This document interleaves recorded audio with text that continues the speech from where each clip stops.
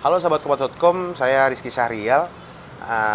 Saat ini saya akan membahas soal PPN, pajak pertambahan nilai yang naik dari 11% menjadi 12%. Kata Menteri Keuangan Sri Mulyani, kenaikan PPN ini dibutuhkan untuk menjaga kesehatan dari APBN kita sendiri. Tapi banyak pihak yang menolak terkait dengan PPN ini. Penolakan tersebut juga menggema di jagat maya, salah satunya di media sosial X, dan juga ada juga masyarakat yang membuat petisi di change.org. Menurut si pembuat petisi ini, rencana PPN ini akan membuat ekonomi masyarakat semakin sulit. Selain itu, harga-harga barang kebutuhan terus akan bakal naik. Contohnya mungkin BBM, bahkan sabun mandi.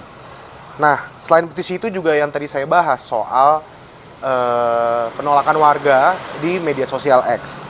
Nah, ini juga kenaikan ini juga membuat sejumlah warga net di X ini menerapkan aksi boykot dengan menerapkan fungsi frugal living dan mengurangi belanja barang yang akan dikenai PPN 12% ini. Masyarakat juga akan berdampak seperti tidak akan makan di restoran mungkin. Kedua juga mungkin tidak belanja di retail modern, atau ketiga juga barang elektronik yang sangat berpengaruh. Nah, menurut Direktur Eksekutif Center of Economy and Law Studies Bima Yudhistira, aksi boykot PPN 12% ini akan sangat merugikan pemerintah khususnya. Terus juga aksi boykot ini juga berpotensi menyebabkan peredaran barang ilegal yang tak dikenai pajak semakin banyak nantinya, sehingga bisa menurunkan pemasukan pajak dari negara. Nah, itu sedikit contoh dari imbas kenaikan PPN dari 11 menjadi 12%. Nah, kita akan mencari tahu apa kata-kata masyarakat terkait dengan PPN ini. Ayo, simak terus sahabat Kompas.com.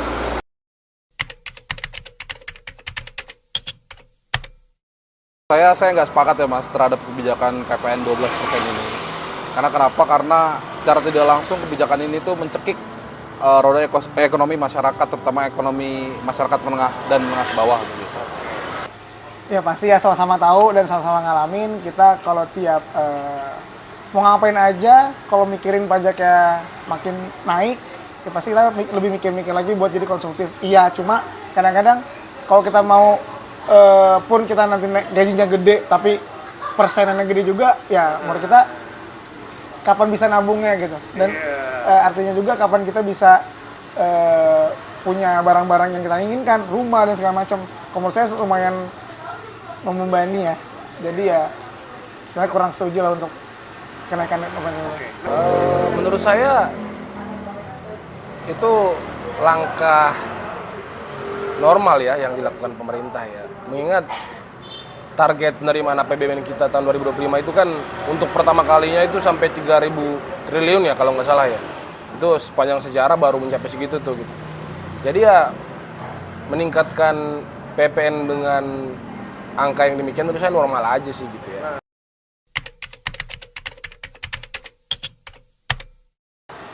Itu ya pasti ya, karena kan ada hal-hal yang kita beli itu yang continuity per bulannya ada. Yang tadinya kita mau beli yang high quality, jadi mau nggak mau kan kita turunkan karena harganya itu berpengaruh dengan pajaknya itu sendiri. Secara tidak langsung karena saya masuk dalam ekosistem itu, jadi secara tidak langsung daya beli saya juga ikut turun. Dan saya juga bakal mikir-mikir lagi gitu Mas. Kalau saya mau beli belanja entah itu di platform media online ataupun di offline begitu. Untuk tangkapan publik ya wajar-wajar aja ya gitu ya. Cuman gini ya, pemerintah kan udah memberlakukan PPN 12% itu ya. Berarti ada konsekuensi toh, ada konsekuensi gitu. Jadi gimana menjaga daya beli masyarakat tetap normal, terus para pengusaha tetap produktif gitu. Ya secara moral saya dukung ya Mas ya. Cuman secara tidak langsung mungkin saya tidak terlibat di dalamnya gitu karena mungkin saya masih sibuk gitu. Jadi saya nggak sempat untuk ikut gerakan turun ke jalan terhadap boykot. Secara langsung saya mendukung. Sebenarnya ini bagus juga untuk jangka panjang di Indonesia.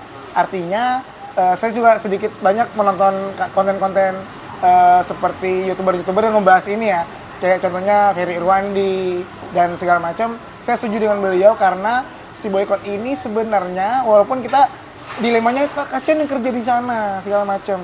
Cuma ketika demandingnya akan sedikit, bukan berarti nanti dia nggak akan bekerja. Justru nanti UMKM atau produk lokal akan bisa menjadi naik dengan pekerja-pekerja yang membutuhkan pekerjaan seperti itu, Mas. Ya harapannya pertama sih saya mikirnya gini ya Mas ya. Pemerintah itu harus lebih arif lagi deh kalau misalkan mau menaikkan pajak PPN 12%. Karena kenapa? Pasca kita mengalami badai Covid lalu, itu kan kita saat ini masih menuju proses transisi gitu kan. Kita juga masih beberapa barang-barang juga masih pada naik gitu kan. Ini ditambah kebijakan pemerintah yang menaikkan pajak 12% ini, ya saya rasa secara tidak langsung masyarakat itu bakal tercekik gitu loh. Dan ketika daya beli masyarakat turun, otomatis kan ekosistem roda ekonomi ini kan nggak bisa berputar begitu. Dan wujud untuk menaikkan pertumbuhan ekonomi 8% menurut saya tuh kalau kebijakannya yang dilakukan seperti ini, saya rasa sih nonsens sih Mas, masih bakal sulit begitu. Dan yang kedua tuh saya minta karena aturan ini sudah ditetapkan, ya saya harap ada perubahan lah ya dari pemerintah dengan mengeluarkan perpu begitu. Karena PPN 12% ini kan pasti punya dampak sistemik ya.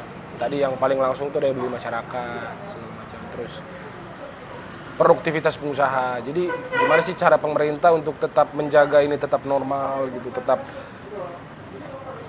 tetap berjalan tetap produktif gitu ya. Misalnya tadi kayak meningkatkan subsidi kredit gitu. Ya kayak gitu sih menurut saya. Masalah gitu ya. Nggak masalah sih, maksudnya normal aja dalam siklus pajak kita gitu. Ya semoga kedepannya bisa lebih memikirkan tidak hanya warga-warga atau masyarakat yang menengah ke atas, tapi semuanya harus terangkul, semuanya harus bisa merasakan kebijakan-kebijakan pemerintah itu bisa sama-sama menikmatinya. Tidak ada yang merasa terbebani lagi gitu sih Mas.